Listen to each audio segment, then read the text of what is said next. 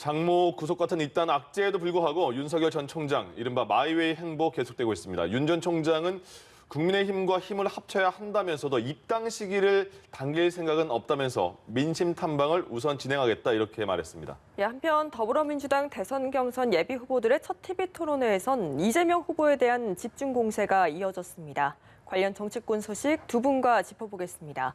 배정호 세한대 교수, 김병민 국민의힘 전 비대위원 나오셨습니다. 어서 오세요. 안녕하십니까? 안녕하십니까? 예. 윤석열 전 검찰총장, 권영세 의원이 대선 주자 영입을 당내에서 담당을 하고 있어서 이준석 그 당대표도 권영세 의원을 만난 다음에 만날 수 있겠다 이런 말을 했잖아요. 근데 만난 이후에 결과에 따라서 의견이 나뉜 것 같아요. 권영세 의원은 묵시적 합의가 있었던 걸로 안다. 8월 입당에 대해서.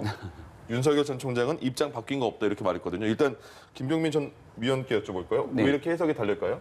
사적인 인연이 있는 상태고 또 권영세 의원이 대외협력위원장을 맡으면서 밖에 있는 윤석열 전 총장뿐 아니라 좋은 인재들을 대통령 선거에 다 모실 수 있는 역할을 맡은 겁니다. 권영세 의원 입장에서는 당연히 본인이 만나서 얘기하고 난 뒤에 8월 달에 출발하겠다는 대선 버스에 윤석열 전 총장이 탑승할 수 있도록 하는 것이 역할이기 때문에 만나서 긍정적인 얘기를 오갔다 이렇게 전달할 수밖에 없었던 상황이고요. 네. 권영세 의원을 만났던 윤석열 전 총장 입장에서는 당연히 대통령 선거 국면에서 국민의힘과 함께 손을 잡고 가는 것은 맞는 일입니다만 예. 여기에 대한 본인이 유력한 대선 주자로서 정해놓은 스케줄이 있을 겁니다. 그것을 끌려가듯이 국민의힘에 입당하는 모습 보이지 않겠다는 게 기존에 늘 해왔던 얘기인데요. 예. 이걸 어느 날 갑자기 권영세 의원을 만나서 입장이 바뀌거나 아니면 혹은 장모에 대한 구속 이후로 뭔가 분위기가 심상치 않기 때문에 국민의힘에 더 급히 입당하려는 것 아니야. 이런 모습을 비추는 것이 상당히 불편할 겁니다. 네. 따라서 원론적인 얘기로서 국민의힘과 같은 생각을 공유하고 있고 함께할 수 있는 가능성은 있지만 여전히 본인이 설정하고 있는 길에 따라서 그리고 국민의힘뿐 아니라 정권 교체를 염망하는 무수히 많은 사람들과 함께하겠다는 자신의 생각이 변함이 없다 이런 얘기들을 하고 있는 상황으로 볼 수 있을 것 같습니다. 예. 윤석열 전 총장 같은 경우에는 국민의힘에 대해 들어가는 거에 대해서 일단 당연히 본인의 유불리는 따져야 되지 않겠습니까? 근데 지금 들어가는 건 아니다 싶은 생각이 있을 테고요. 그럼 언제쯤 그 생각이 정리가 될 거예요? 어떤 환경이 됐을 때? 지금 행보로 보면은 당분간은 계속해서 민심 경청 투어를 하겠다라는 것으로 보여져요. 네. 이렇게 서로 입장이 다른 이유는 국민의힘 같은 경우는 8월 경선 버스를 정시에 출발하겠다. 예. 그래서 그 전에 윤석열 전 총장이 들어와라. 그래서 국민의힘 울타리 안에서 보수 야권의 단일 후보를 만들어서 정권을 가져오겠다라는 그런 입장이고 예. 지금 이제 윤석열 전 총장은 보수 야권에서 정권을 가져온 것은 좋은데 내가 그 후보가 돼서 내가 대통령이 돼야 되겠다라는 이제 그런 입장차가 분명히 있는 거예요. 그런데 지금 상황에서 윤석열 전 총장은 국민의힘에 조기에 입당하기 어려운 거죠. 왜냐하면 본인의 지지 세력이 보수만 있는 것이 아니고 중도도 있고 네. 그리고 탈진보도 있고 특히 호남에서도 20%가 넘는 지지율을 받고 있거든요. 그런데 본인이 국민의힘에 조기에 입당할 경우에는 중도에서 이탈이 생기고 또 탈진보에서도 이탈이 생기고 호남에서도 이탈이 생기면 본인의 지금 정치 동력이 지지율인데 지지율이 하락하게 된단 말이에요. 예. 그러면 결국 본인이 그 안에 들어가서 대권을 쟁취하는 것이 아니라 오히려 불쏘시개로 이용당한다라는 이제 그런 우려가 하나 있고요. 두 번째로는 검증의 문제입니다. 지금 본인이 외곽에 있을 경우에는 여권에서 공격하면 일종의 정치 공세다라고 본인이 방어할 수 있겠지만 네. 들어가서 내부의 검증 공세가 더 심할 가능성이 있거든요. 특히 이제 저격수 홍준표라는 이제 주자가 있고 또 황교안 주자 같은 경우는 과거에 윤석열 전 총장을 징계를 할 때 법무부 장관이었기 때문에 뭔가 나름대로의 파일이 있다. 그런 문제 때문에 당분간은 계속해서 본인이 외곽 행보를 할 텐데 문제는 지지율입니다. 예. 만약에 지지율이 계속 하락할 경우에는 이제 본인은 선택할 수밖에 없어요. 국민의힘에 들어가서 국민의힘 보호막을 입고 그 안에서 승부를 할 것인지 아니면 이제 제3의 길로 독자 행보를 계속 할 것인지 그 부분은 지금은 예단하기 상당히 좀 어렵다. 이렇게 좀 정리할 수가 있겠습니다. 그런데 지금 윤 전 총장의 장모가 실형을 선고를 받고 법정에 구속됐습니다. 그런데 이 외에도 도이치모터스 주가 조작 관련이라든지 뭐 옵티머스 펀드 사건과 같이 아직 수사가 굉장히 많이 남아 있어서 조금 입당 시기가 일러질 수도 있다. 이런 분석이 많이 나오던데 이와 관련된 의견도 궁금한데요. 당내 입당을 전격적으로 선택함으로 인해서 장모와 처가에 관련된 의혹들이 과연 해소가 되거나 이 내용들에 대해서 당 차원의 방어가 이루어지겠는가라고 하는 생각을 하게 되면 그것이 과거 우리가 알고 있는 전통적인 과거의 정치 문법이겠죠. 이번에 윤석열 전 총장에게 쏠리고 있는 많은 국민의 지지를 생각해 보게 된다면 여전히 기성 정치에 대한 환멸을 느끼고 있는 많은 국민들께서 새로운 정치의 변화를 갈망하고 있기 때문이 아닐까라는 생각이 들고 윤 전 총장이 가장 쉬운 길인 국민의힘의 입당을 선택하지 않는 이유도 여기에 대해서 당 내에 들어가 있는 상태에 당의 막대한 지원들을 바탕으로 편한 대권 주자의 길을 걷기보다는 본인이 생각하고 바꿔나갈 대한민국 정치의 미래에 대해서 확고한 정립을 할 필요가 있고 여기에 대해서 어떤 사람들과 함께 손을 잡을지를 정한 뒤에 국민의힘에 들어가도 늦지 않다 이렇게 판단하는 것 같습니다. 더군다나 그런 신념이 국민 앞에서 더욱이 흔들리지 않기 위해서는 본인에 대한 장모가 구속된 뒤에 성급히 황급히 서두르러 입당하는 모습을 보이지 않는 것이 본인이 정치 행보가 틀리지 않았다는 길을 증명하는 일이기 때문에 오히려 더 국민의힘의 입당에는 당분간은 거리를 둘 가능성이 높다고 생각합니다. 그 윤석열 전 총장 이른바 입당에 대해서는 변함이 없다 생각에는 그리고 민생 투어, 민심 탐방 이런 걸 한다고 했잖아요. 그럼 도대체 어디를 가서 어떤 얘기를 들으려고 하는 걸까요? 그건 뭐 윤석열 전 총장이 제일 잘 알겠죠. 아직 밝히지 않았지만 결국 이제 민생 현장을 가겠죠. 그래서 민생 투어를 하겠다는 것은 크게 제가 보면 세 가지 문제가 있는 것 같아요. 하나는 기성 정치권과 좀 차별하겠다.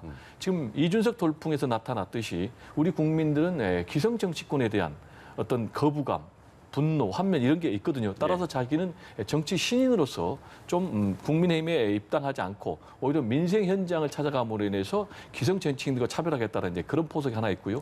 이걸 통해서 국민들의 삶과 애환을 함께하는 그런 지도자, 민생의 지도자라는 그런 계산이 담겨 있는 것 같고요. 세 번째로는 자신의 지지율을 이런 이제 민생 투어, 민생 탐방을 통해서 계속 유지해서 결국은 몸집을 키워서 국민의 힘을 압도하겠다라는 이제 이런 세 가지 계산이 담겨 있는 것 같은데 문제는 민생 투어, 민생 탐방이 새로운 것이 아니라는 거예요.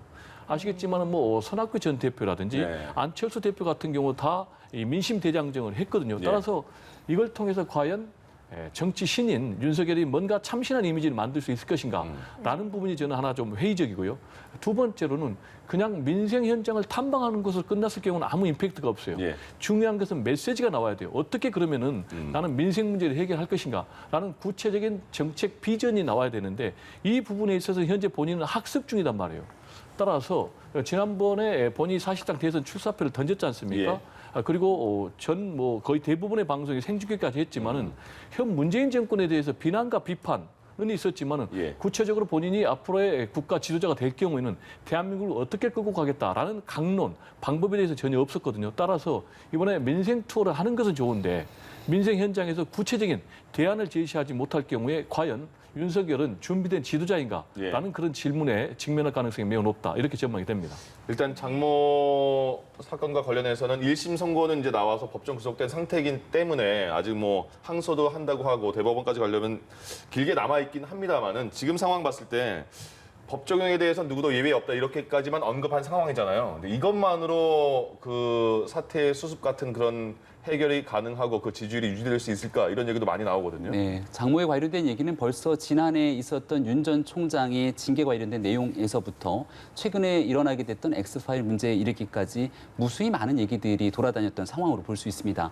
그럼에도 불구하고 윤석열 전 총장 개인에 관한 문제가 아니라 쉰이 넘게 늦게 결혼을 했던 상황이기 때문에 처가의 장모에 관련된 내용 속에서 이 모든 것들을 윤 전 총장에게 있는 그대로 적용하는 것이 온당한가? 라고 하는 비판의 요소들까지 나와 있는 상황이고요. 예. 그럼에도 불구하고 유력한 대권 주자인 윤 전 총장에 대한 국민의 기대가 남다르다는 점들을 생각해 보게 된다면 가족 문제로 심려를 끼친 점에 대해서 굉장히 국민께 송구하다고 하는 입장 표명은 반드시 필요하다. 예. 그리고 이것이 단순하게 네거티브 공세로 본인의 처의 장모에 관련된 일이 대통령 선거 국면을 끌고 가도록 윤 전 총장이 둬선 안 된다 생각하고요. 결국 대통령 선거에는 후보자와 후보자 가족에 대한 도덕성 검증도 중요하지만 그것보다 훨씬 중요한 건 조금 전에 배종호 교수님이 말씀 주셨던 국가에 대한 철학과 비전 그리고 나라를 바꾸기에 함께하는 사람들일 겁니다. 예. 윤 전 총장이 아마도 권영세 의원의 주장이라면 8월 정도에는 입당을 생각하고 고려하고 있을지도 모르겠는데 네. 그러면 약 한 달에서 2달 정도의 시간이 남지 않습니까? 그때 윤 전 총장이 보여줘야 되는 건 시장을 다니면서 어묵을 먹거나 사진 찍는 일이 아니라 내가 국가를 새롭게 만들기 위해서 함께하는 사람들이 국민의 힘이라고 하는 정당이 국한되는 것이 아니라 이런 사람들과 이런 정책으로 함께하겠다를 보여줘야 됩니다. 예. 아마도 그 일을 해나가기 위해서 현장을 국민들이 가장 고통받고 어려워 있는 곳에 찾지 않을까 생각하고 그런 일들 속에서 국가 경영의 비전을 발표하면서도 여기에 대한 본인의 검증으로 밝혀야 되는 얘기들에 대해서도 있는 그대로 솔직하게 정면 돌파를 할 필요가 있다고 생각합니다. 그런데 이렇게 가족과 관련한 이슈와 관련해서 계속해서 나는 잘 모르는 일이다. 선긋기 전략을 고수하는 것 같습니다. 근데 이 전략이 계속 이어갈 시에 좀 한계가 나타날 것이다. 국민의힘 내부에서도 이런 얘기가 나오더라고요. 그런 경우에 지금 앞으로 입당 전까지 한 달 반에서 2달이라고 생각을 했을 때 그 시기까지 계속 이 전략을 고수해 나갈까요? 지금 이제 앵커께서 매우 날카로운 지적을 하셨는데 그런 문제가 계속해서 더 크게 부각이 될 수밖에 없을 것 같아요. 이번에 장모가 구속된 법정에서 1심 판결 현장에서 구속된 것은 매우 악재거든요. 네. 그런데 이 부분에 대해서 본인이 법 적용에 애가 없다라는 메시지만 내놓고 있거든요. 이 메시지만 보면 본인이 여전히 검찰총장인가 또는 대통령인가 그건 아니거든요. 장모가 사실상 매우 질이 나쁜 범죄로 인해서 1심에서 법정 구속이 됐다라면 이 부분에 대해서 사과가 분명히 있어야 되는데 예. 그런 부분이 없다라는 것은 과연 국민들의 신뢰할 수 있는 지도자로서의 자격이 있는가라는 부분에 대해서 저는 좀 개인적으로 좀 회의적이고요. 네. 이 사건이 굉장히 질이 나쁜 이유가 평범한 뭐 사기가 아니고 국민들의 돈 아니겠습니까? 건강보험공단의 부정 요양급여를 수급을 한 건데 네. 그 금액이 22억 원이나 된단 말이에요. 그런데도 본인은 그런 말이 안 했다 그런 말을 그렇지만 와진됐다고 하지만은 뭔가 맥락이 있었기 때문에 우리 장모는 다른 사람에게 10원 한 장 피해를 주지 않았다라는 그런 메시지가 돌아다닌 것 아니겠습니까? 네. 그런데 이런 사건에 대해서 사과가 전혀 없다라는 것 하나 좀 얘기를 하고 싶고요. 그리고 이 사건이 왜 6년 만에야 그러면 이제 이렇게 법정에서 유죄 판결 내리느냐라는 부분이 굉장히 더 중요한 부분이에요. 그게 네. 무슨 얘기냐면 동업자 3명은 다 징역 4년 또는 징역 2년 6개월에 집행유예 4년의 처벌을 받았지만 예. 장모 같은 경우는 입건조차 되지 않았단 말이에요. 그런데 이 부분과 관련해서 고소 고발이 있었고 추미애 전 법무장관이 수사지휘권을 발동해서 윤석열 검찰총장의 수사지휘를 박탈하고 재수사해서 결국은 증거가 바로 나와가지고 예. 재판에 넘겨서 유죄가 나왔단 말이에요. 그러면 이 부분에 있어서 합리적 의심이 드는 게 과연 윤석열 전 총장이 없었다면 이런 어처구니 없는 일이 가능했겠는가라는 부분이 문제제기가 되는 거거든요. 따라서 이렇게 법 적용에 예의가 없다라는 얘기만 끝날 거 아니고 예. 이 문제가 계속해서 일파만파 확산될 가능성이 높습니다. 왜냐? 장모와 관련된 의혹들이 여전히 남아있고 아내와 관련된 의혹들이 여전히 남아있고 본인과 관련된 의혹들도 있단 말이에요. 예. 공수처가 또 수사 중이란 말이에요. 따라서 제가 윤석열 전 총장이라면 정면 돌파해야 됩니다. 어떻게 해야 되느냐? 이 부분과 관련해서 나는 한정 의혹이 없다. 만약에 뭔가 문제가 드러난다면은 난 앞으로 정치를 스스로 그만두겠다라는 그런 폭탄 선언에 가까운 그런 대국민 메시지가 없이는 이 문제를 정면 돌파가 절대 안 된다라고 저는 생각을 합니다. 민심초 때 또 어떤 기자들이 계속 질문이 나올 것 같으니까 그때 답변을 좀 들어보도록 하고요. 지금 윤석열 전 총장 출마 선언 이후에 장모 사건까지 악재가 터진 상황이잖아요. 그래서 이른바 과연 그러면 지지율의 변화가 있을 것인가, 컨벤션 효과가 있을 것인가. 지지율 보면 너무 조사기관이 많으니까 격차를 이재명 후보와 좁혔다 데도 있고 그대로다라는 데도 있어요. 근데 보면 지금 이재명 후보가 27%고 윤석열 전 총장이 21%인데 이것만 보면 거의 오차범위 거의 밖에 아닌가 이런 느낌도 나거든요. 그리고 이거는 또 1%포인트 안에 있으니까 그냥 박빙인 승부가 지금 이어지고 있고요. 지지율의 변화는 어떻게 보세요? 생길까요? 아니면 더 공고해질까요? 지금 말씀 주셨던 것처럼 각종 여론조사마다 지지율 변동이 너무 큽니다. 네. 지금 보고 있는 여론조사 그래프가 아마 금요일자로 발표된 갤럽 여론조사 수치가 네네. 아닐까 싶은데 일부 조사에서는 또 윤 전 총장에 대한 지지율 예. 수치가 올라간 모습들도 볼 수 있고요. 과거의 엑스파일 논란 때문에 아마도 주말과 꽤 오랜 기간 동안 거의 모든 뉴스에서 윤석열 전 총장 엑스파일 문제가 숱하게 보도됐고 네. 장성철 평론가 얘기에 따르면 본인의 SNS 글에서 이 엑스파일을 보고 난 뒤에 윤 전 총장 방어하기가 쉽지 않을 것 같다. 심각한 문제가 있는 것처럼 언급이 나왔지만 그 존재에 대해서도 명확하게 언급되지 않았고 예. 이 모든 상황들을 지켜보고 있는 국민의 지지가 윤 전 총장에 대해서 쉽게 빠지질 않았습니다. 정작 중요한 건 지난해부터 그리고 꽤 오랜 기간 동안 윤 전 총장에 대한 네거티브 공세들은 이어왔지만 여기에 대한 모든 판단은 국민의 몫이다라는 생각이 들 수밖에 없는 것이고요. 예.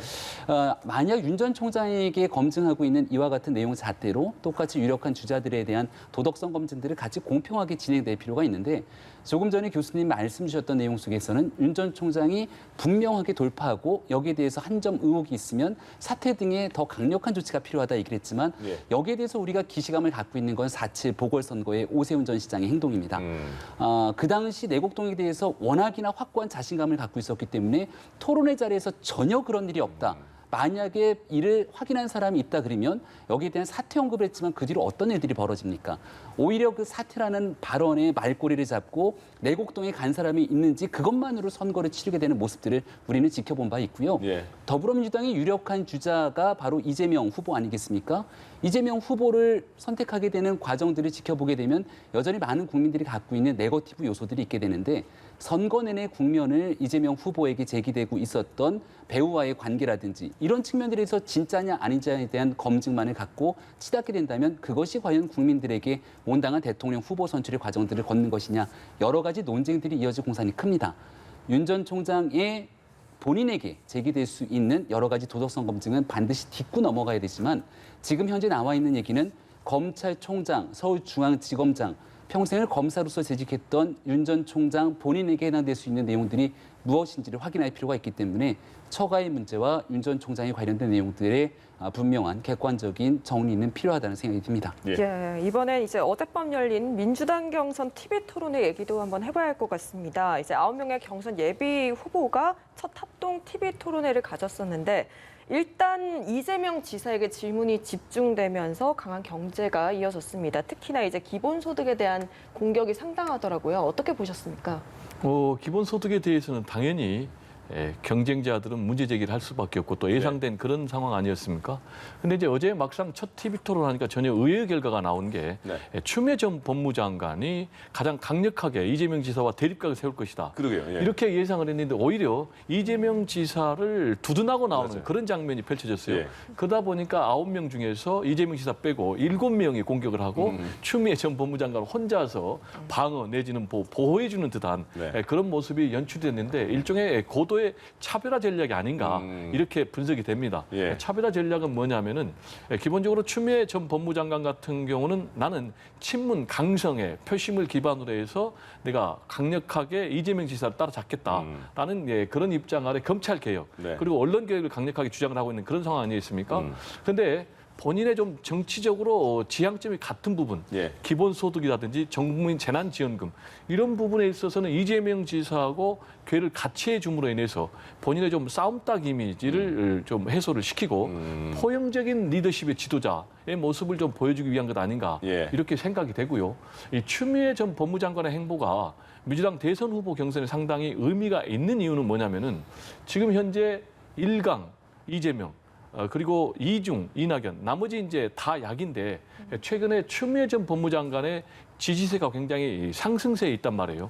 그러면 추미애 전 법무장관과 박용진 후보가 예. 지지세가 상당히 약진할 경우에는 추격 주자 이낙연 정세균의 추격세가 약화되는 그런 현상으로 이어지거든요. 그러다 보면 결국은 이재명 지사의 1위 입지가 굉장히 강화되는 그런 현상인데 이런 부분과 같이 관련해서 기본소득에 대해서도 옹호를 해주고 또 그리고 왜 공격만 하느냐 우리가 서로 원팀이 돼야 되는 게 아니냐라는 이제 그러면서 다짐까지 받아내는 이런 이제 추미애 전 법무장관의 행보로 인해서 상당 부분 이재명 지사의 대세로는 더 탄력을 받을 가능성이 있지 않나 이렇게 분석이 됩니다. 토론회가 이제 그냥 세부적으로는 어떤 옷을 입었냐도 그냥 보게 되고요. 어떤 액션을 취하느냐, 어떤 표정을 관리하느냐도 그거 중요한 것 같은데 10분씩 정도밖에 발언이 없더라고요. 어제 보니까 네. 굉장히 적은 그 시간 갖고 어떻게 차별화시킬지가 중요한 것 같은데 일단 정세균, 이광재 후보는 서로 질문도 주고받으면서 내일이 단일화 결정이 되는 거잖아요. 네. 근데 추가로 그 이낙연 전 대표도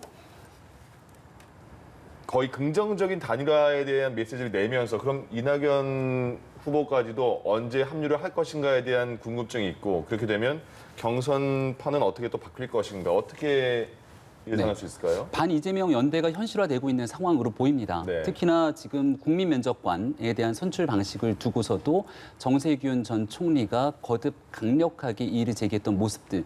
이게 이제 과거로 보게 되면 경선 연기 일정을 주장했지만 받지 않았던 지도부에 대해서 보다 세게 지적하게 되는 이 모습들이 실제로 이재명 지사에게 유리하게 펼쳐지는 국면과 그리고 반 이재명 연대에 대한 이런 정립 가능성들이 보다 확고하게 드러나고 있는 상황으로 보이고요. 지금 각종 여론조사 수치를 보게 되면 한때 빅3라고 불렸던 정세균 전 총리의 지지율이 조금씩 빠지는 모습이 보입니다. 예. 우리가 과거 국민의힘의 전당대회 모습을 보면요. 이 국민들이 생각하고 있던 지점들이 확고해지는 때가 바로 예비 경선 컷오프를 통해서 그 순위가 결정됐답니다. 그리고 나면 여기 대해서 설마 가능하겠어라고 믿었던 일들이 우리가 눈으로 보기에 확 드러나게 되는 순간 두 번 다시 뒤집기가 쉽지 않아집니다. 따라서 민주당의 6명을 남기는 예비 경선 컷오프에 만약 정세균 전 총리가 빅3가 아니라 4등, 5등 혹은 6등으로 들어가게 되면 아무런 의미가 없게 들어가게 되는 수치가 나타날 수도 있고요. 예. 이런 측면에서 바라봤을 때 아마도 이광재 후보와의 단일화 측면들로 극적인 컨벤션 효과를 노리는 건 해볼 수 있다라고 하는 내용들을 이번 6명을 듣게 되는 예비 경선 컷오프에 뭔가 다른 결과물들을 도출하는 것이 아닌가. 예. 그리고 나타난 힘을 바탕으로 지금 그래도 여론조사 수치에서 꾸준한 2등을 달리고 있는 이낙연 전 대표와 연대가 형성되게 되면 우리가 흔히 말하는 친노, 친문에 관련된 그 힘들이 같이 모이게 되고 정책적인 부분들을 이재명 지사와 각을 세우게 되면 말 그대로 결선 투표로 가는 길에 그래도 뭔가의 반전을 잡을 수 있지 않겠는가라고 하는 측면이 고려가 되게 되는데 예. 과연 내일 의외성 있는 단일화 결과가 발표되는지 아닌지에 대한 여부에 따라서 민주당의 경선 국면도 새롭게 바라볼 지적들이 있다고 생각합니다. 세 명이 누가 탈락이 되는가도 중요하겠고 그 이후에 어떻게 이재명 대 반 이재명 연대 구도가 이렇게 이어질 것인가도 궁금해지는데요. 어떻게 예상하세요? 역시 이제 민주당 경선의 가장 핵심 변수는 이재명 주자가 과연 1차 예비 경선에서 이제 1차 경선 본선입니다. 네. 본선 9월 5일 날 하는데 본선 경선에서 과반 득표를 하느냐 못하느냐. 결선 투표하느냐. 예, 이게 핵심이에요. 그러니까 지금 6명은 사실상 정해졌어요. 예, 예. 제가 뭐 거명을 못하겠지만 탈락이 좀 예상된 사람도 있으니까. 왜냐하면은 이광재 그리고 정세균 두 주자가 단일화를 사실상 하기로 했기 때문에 자동적으로 뭐 거의 확정이 됐어요. 예측 가능한데. 네. 그러면 이제 6명이 본선에 나가지 않습니까? 네. 근데 본선에서 1차에서 만약 9월 5일 날 이재명 지사가 과반 획득을 하면 그대로 후보로 확정이 되는 거예요. 네. 근데 과반을 획득을 못하면 결선 투표로 가야 되는 거예요. 근데 지금 상황에서는 반 이재명 연대가 별 의미가 없는 게 반 이재명 연대가 위력적이려면은 최소한 이재명 지사를 뺀 나머지가 전부 연대를 해야 되는데 지금 상당수 예를 들면 김두관 의원이라든지 예. 뭐 양승조 또 뭐 이런 분들은 나는 안 하겠다. 네. 최문순 또 추미애도 단일화 안 하겠다. 이렇게 예. 하고 있지 않습니까? 그래서 반 이재명 연대가 사실상 성사가 안 됐고 다만 1차에서 과반 득표를 못할 경우에 이제 결선 투표를 해야 되거든요. 두 사람이 나가거든요. 네네. 근데 이 상황에서 만약에 반 이재명 연대가 이재명 지사를 빼고 공고히 된다면 그때는 한번 주목할 가능성이 있다. 그래서 1차에서 과반 득표를 하느냐 못하느냐. 이게 민주당 경선의 핵심 포인트다. 예. 이렇게 정리가 되겠습니다. 네, 아무래도 또 내일 발표되는 이제 단일화 결과를 확인을 해봐야 될 것 같고요. 그리고 또 배우 김수미와 작가 조정래와 같이 민주당 대권 주자들의 후원 회장의 면면이 공개가 됐습니다. 정치적 지향점이라든지 개인적 인연에 따라서 이렇게 후원회장을 정하게 되는데 주로 어떤 역할을 하게 되는 건가요? 네, 후원회장은 후원금을 모금하는 일보다는 상징적인 의미를 가지고 있죠. 예. 또 대통령 후보에 관련된 경선이다 보니까 사적으로 어떤 인연을 갖고 있기 때문에 이렇게 후원회장직을 갖게 됐을까라고 생각하게 되는 흔히 말하는 셀럽들의 참여라든지 이런 부분들을 좀 흥미진진하게 볼 수 있는 가능성도 있을 겁니다. 굉장히 의외인 사람이 어느 날 특정 대권 주자나 여기 후원회장으로 또 가게 된다면 네. 전혀 생각지도 못했던 사람들이 그 후원회장이나 또 옆에 같이 서 있는 사람들의 면모를 보고 한 번쯤 다른 생각들을 가질 수도 있는 터라 이제 앞으로 펼쳐지게 되는 대선 국면들이 점점 가시화가 되고 있는 상황이고 여러 주자들의 후원회장뿐 아니라 같이 옆에 참여하게 되는 많은 사람들이 어떤 구도들을 형성하는지도 분명하게 대통령 선거에서의 외연 확장이나 지지세를 확충하는 데 큰 도움이 될 수 있는 상황으로 볼 수 있을 것 네, 같습니다. 민주당의 그 8명의 후보들은 후원회장이 결정이 됐고 이재명 후보는 내일 후원회장이 결정된다고 합니다. 예. 네, 이렇게 오늘 관련 정치권 소식 두 분과 짚어봤습니다. 배정호 세연대 교수, 김병민 국민의힘 전 비대위원과 함께했습니다. 고맙습니다. 고맙습니다. 네, 예. 고맙습니다.